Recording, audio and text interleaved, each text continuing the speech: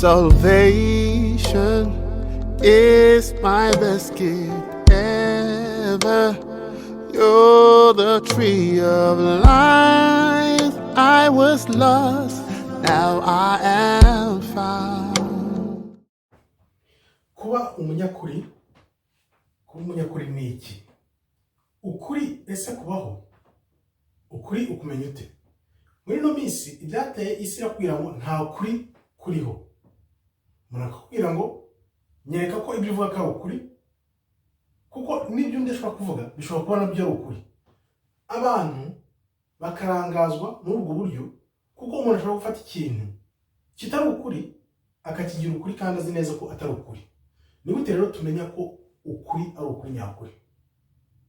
Nta handi tubona ko ukuri ari ukuri nyakuri usibye kwifashisha ijambo ry'Imana, ijambo Imana yaduhaye.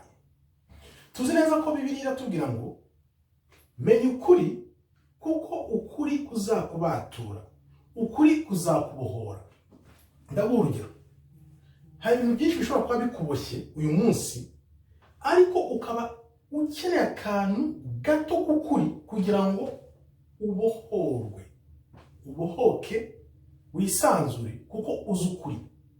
Hari ibintu byinshi biguhishe utazi, ubihishwe kubera ko uko kuri ntako ufite. Uramutse ukumenye, ugakurikiza ijambo ry'Imana uko rikubwira, ndizera neza ko uko kuri kwakurinda byinshi urimo kandi bikuboshye. Reka turebe rero kuba umunyakuri ni iki. Kuba umunyakuri, tuzi neza ko ubwenge bwa muntu buratubwira ngo ndishoboye, ndihagije. Ugatekereza, ugashyiramo imibare myinshi, nkabizi imibare ihanitse na za siyanse, bagatekereza kuvuga ngo izo siyanse n'imibare n'amaguyi n'amanyanga niko kuri. Yes, urabikoresha, ugakoresha iyo mibare, iyo siyanse, amanyanga n'ibindi byinshi, ukagera ku bintu kubera yuko ubona ko Imana idahise kuhana uwo mwanya, ukumva ko uri mu kuri. Ariko mu by'ukuri imbere y'Imana no mu mutima wawe ko ububizi, uba uri mu buyobe. Ni gute rero waba umunyakuri? Kuba umunyakuri nta kundi wabigeraho usibye kureba ijambo ry'Imana icyo rikubwira, mu gukora inzira nziza, gukunda ukuri, kuko ukuri kw'isi n'ukuri kw'Imana ni ibintu bibiri bihabanye. Isi yafashe ikibi ikigira icyiza, n'icyiza ikigira ikibi. Ushobora kubona abantu bakuviriyeho indimwe bakaba benshi, kubera ko ibyo bavuga ari benshi bigafatwa nk'ukuri, ariko wewe ugashobora kuba uri umwe rutoki ufite ukuri, kwa kuri kugapfukiranwa, bya binyoma byabo bigatsinda.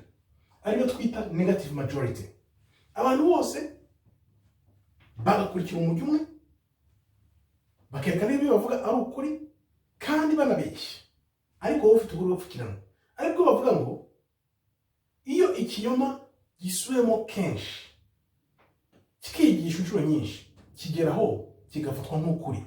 Ibyo byateye muri ino si, ibyo muri ino si murabibona, igihuha cyangwa ikinyoma abantu bagisamira hejuru kurusha ukuri.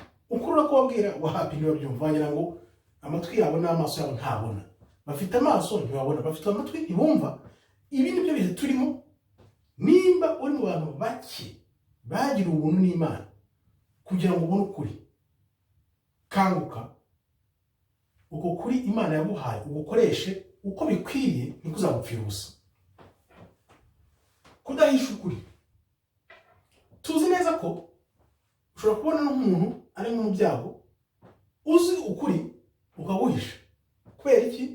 Kubera ko wenda uvuga ati utangiraho ingaruka, bitankurura ibibazo, ukemera kuvuga uti ukuri ndemeye, ndabuhishe, ndagupfukiranye.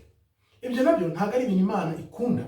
Kuba ufite ukuri kw'ibintu ubona, warangiza ugatuma ikibi kigirira nabi mugenzi wawe kandi wakamurenganuye kubera kuzi ukuri.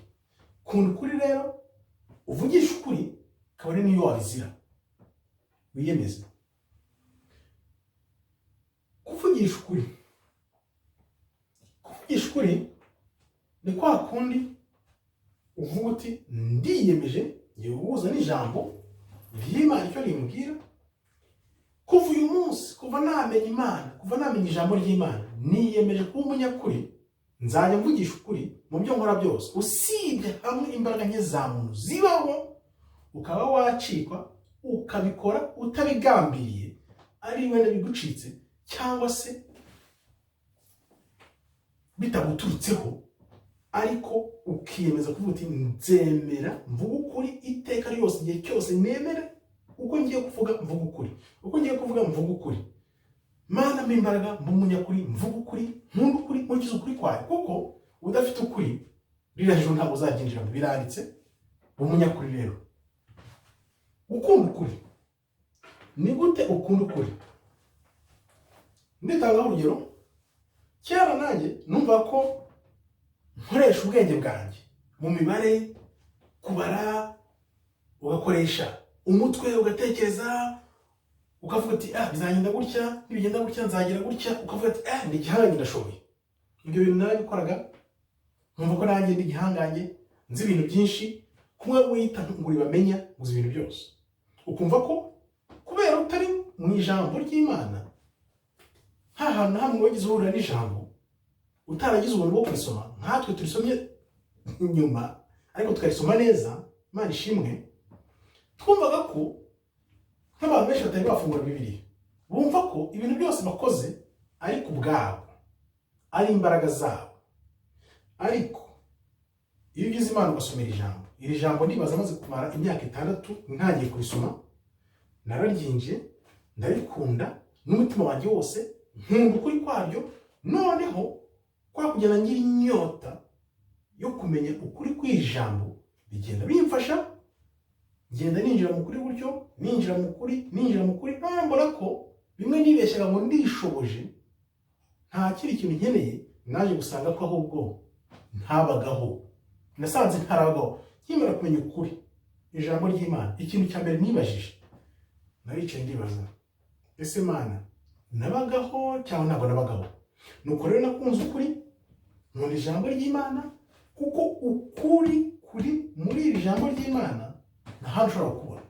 Isi ntabwo itanga, isi nta kuri itanga, ahubwo itanga imibabaro n'imiborogo. Shakisha ukuri mu ijambo ry'Imana, uvuge amagambo anezeza Imana, Imana yawe Uwiteka, kuko iyo uvuze amagambo anezeza Imana, ayo magambo anezeza Imana nta yandi, ni amagambo y'ukuri, yuzuye ukuri, kandi arengera abanyantege nke, kuko uba wiyemeje kuba umunyakuri.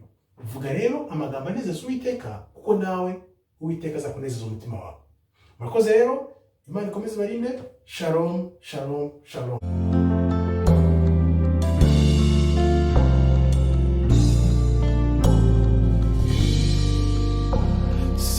Salvation is my best gift ever. You're the tree of life. I was lost, now I am found.